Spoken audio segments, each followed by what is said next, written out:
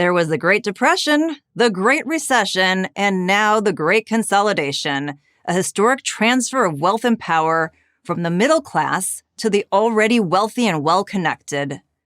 Big government and big business are dismantling and reshaping the American economy. It works for them. They are bigger, stronger, and richer than ever. But it doesn't work for most Americans. This is especially true for the engine of economic growth, the small business owner. More than 30 million small businesses account for about half the GDP and jobs in America. The other half of the economy is concentrated in around 20,000 big companies. Based on that almost equal split of economic value, you might expect that small businesses have the same clout as big businesses. Not even close. Big corporations are masters of the political game. They have the money to pay the lobbyists, lawyers, and politicians to get what they need. And in turn, the government gets what it needs from big business: cooperation, compliance, and campaign contributions. Small businesses are on the sidelines of this game. Your local butcher, baker, and candlestick maker simply don't have the cash to make big campaign contributions or hire lobbying teams. Still, for all these disadvantages, the entrepreneurial spirit that has long defined America has never waned. Then came COVID, or rather, the government reaction to COVID. 2 weeks to slow the spread became month after month of lockdowns and ever-shifting restrictions that destroyed hundreds of thousands of small businesses and left millions more hanging on by a thread. Big firms were deemed essential and allowed to stay open, while small businesses were subjected to punishing lockdown orders and forced to close in part or in full. The hypocrisy presented by this government edict, big box open, mom and pop not, was obvious for all to see. These decisions were not based on science, but on political influence. You could take Fido to PetSmart to have his hair groomed and his nails trimmed, but not take yourself to your favorite salon for a pedicure. How does that make sense? Or how about this example? In Los Angeles, the Pineapple Hill Saloon and Grill was forced to close its outdoor dining area, while a movie production hosted a catering tent serving food to its cast and crew in the same parking lot that the restaurant had been forced to abandon.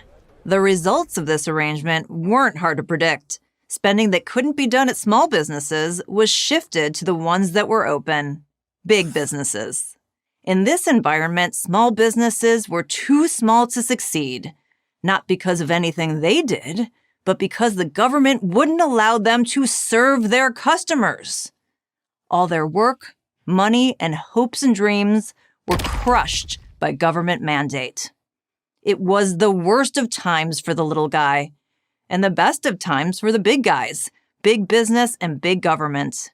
As big government flexed its power with lockdowns and spending, and the Federal Reserve pumped money into the markets, big businesses and their investors did great. 7 technology companies alone gained more than $3 trillion in value, and the wealthiest became even wealthier. Now, big business isn't bad in its own right. After all, every big business started as a small one. Big businesses create products and services that add value to our lives. Nobody should begrudge them making millions or even billions in profit.